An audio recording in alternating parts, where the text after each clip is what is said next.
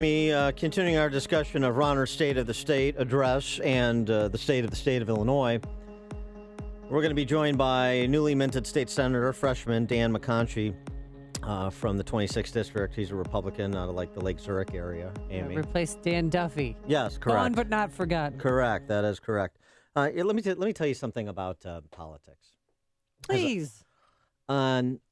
We would just talk to Kristen McQuarrie from the Chicago Tribune about this topic, and she applauds Ronner's conciliatory posture and thinks that that's smart, and that Radonio taking a conciliatory approach to John Cullerton is smart. And I think she's wrong. And she's not alone. This is something that's been advocated forever by the Republican Party, and it's why we've gotten our brains beat in forever by the other side. And by the same people on the other side, because they've been there forever. Here's what politics is not, in terms of moving a flag. Not waving a flag. Waving a flag is easy. Moving a flag. Maybe look across the aisle and see how Madigan has done it. Not that we should be amoral and politically expedient like him, but there is something that he understands that we don't. He's been very effective for decades. Politics is about aligning interests. That conciliatory note in that anodyne speech that Ronner delivered, which could have been delivered by Jim Edgar in 1994, and this is not 1994 Illinois, and he's not supposed to be Jim Edgar. He's supposed to be something of a revolutionary. And unfortunately, he's got the Mark Kirk team running his operation, and they think that that continuing to rinse and repeat the Vichy republicanism of a Mark Kirk is the pathway to re-election or the pathway to their next job. I don't know what it is, but it's not effective. Politics is about aligning interests, not quote unquote making friends. We all have to get along in order to move a piece of legislation. Does Madigan get along with everybody? Is he Mr. Affable, happy-go-lucky, the life of the party? He's none of those things. He doesn't even own a cell phone. He's not accessible. He's a power political player who understands coalition building. It's some ways that are, is fair. Some ways that is, I would say, unethical. Certainly, I wouldn't say that we should replicate. But fundamentally, he understands this is a process of coalition building, aligning interests around ideas and leverage. Not around, I'm a nice guy, I'm a nice gal. It's my rosy personality that's going to win the day. If I compliment you and you compliment me, that means we can compliment each other away to a tax increase. It's so juvenile and silly. And because our politics is so juvenile and silly, we have the worst governed state in the nation.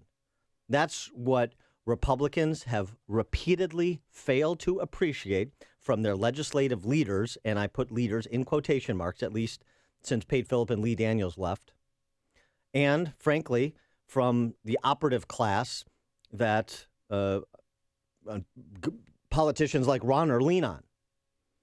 And this path that Radonio is going down right now in the Senate and wants Ronner and her colleagues in the Senate to go along with her is the path to continued super minority status.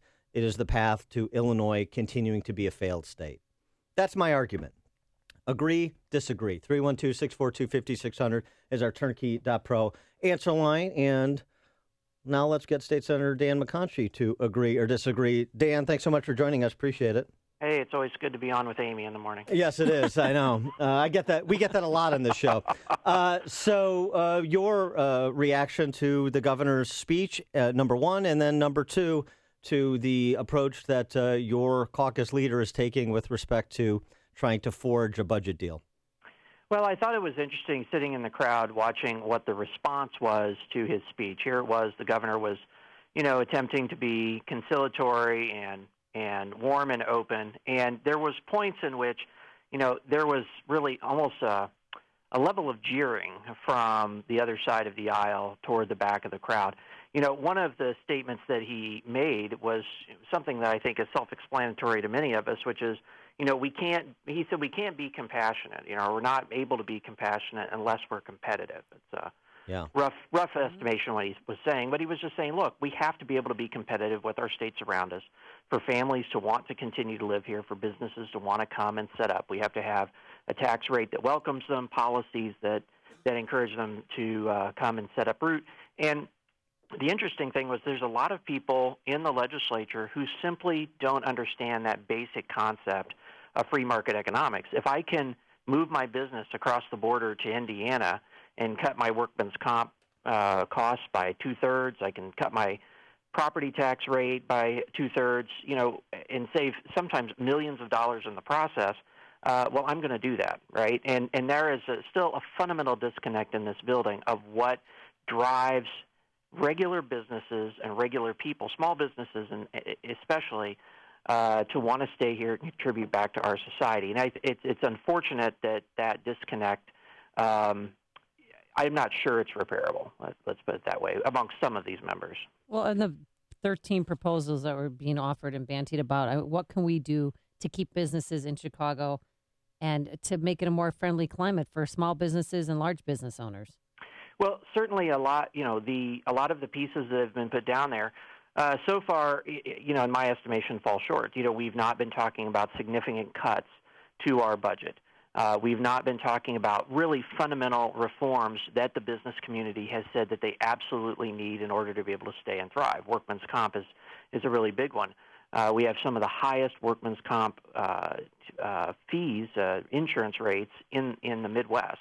And so a lot of businesses, when they're looking at their overall costs, saying, you know what, I just can't afford to stay here when I can go just a short distance away and be a lot more successful for me and my family. So doesn't that mean that increasing the state income tax to 4.99%, increasing it by almost a third, increasing the corporate tax to 7%, floating ideas, whether they're pursued or not, that you would think of something like that Orwellian business opportunity tax, $225 to $15,000, every business in the state, depending on your payroll, not your profitability, that you would even think of that. How can those be anything other than non-starters if you're serious about trying to grow Illinois' economy? Well, for many of us it is. And, one of the things is that, the business community has finally been invited in to offer constructive feedback to, hey, what is it that you actually need? I mean, this is something that should have happened months ago in this process and years ago. I mean, the fact that we don't have them actively at the table saying this is what we need and this is what we are looking to try to accomplish is so that we can thrive here. Is simply a failure of leadership in my regard. With respect to some of the other big systems in state government that will be mentioned, I'm sure, during the governor's budget address next month, weren't mentioned yesterday, but he has made public statements about Obamacare as Republicans at the federal level are looking to repeal and replace it, and suggested that Republicans in Congress, the President of the United States, should go slow with the repeal and replace of Obamacare. Because it could negatively impact early adopters of Obamacare, Medicaid expansion, like, say, Illinois. What is the governor trying to accomplish by suggesting a go slow attitude on Obamacare repeal and replace? I think that it's something that is, it doesn't look at the big picture. I mean, obviously, we need to do what we can to, Obamacare is obviously something not just affects a lot of businesses, but a lot of individual people as well with very high rates. And this is something that continually takes money out of regular people's pockets. And in a high rent state like Illinois, every dollar counts. Yeah, I mean, that Blue Cross Blue Shield, their preferred PPO, what was the rate increase for this year? Almost 60%. Yeah. And Republicans are cautioning for a go slow attitude towards this centrally planned monstrosity. I just don't understand it. Yeah, me either. Okay, that's fair enough. Let me ask you another question, because one of the givebacks on this deal that's still percolating is a 2-year property tax freeze. Now, we've had property tax caps for many, many years, and we pay the highest property taxes in the nation. So I think the political class has lost some credibility on the issue, and partly because home rule communities can effectively obviate those property tax caps. But did some research on some school districts in the suburbs, which happened over the last decade to school spending and what's happened to home values. And this against the backdrop of the governor proposing to increase K through 12 school funding, despite the fact that the state has, $11 billion in unpaid bills and all of the other problems. In Oak Park, for example, between 2005 and 2015, the school spending in Oak Park District 97 has increased 15%. The inflation-adjusted home value has declined by 22%. Decade. Elmhurst 205.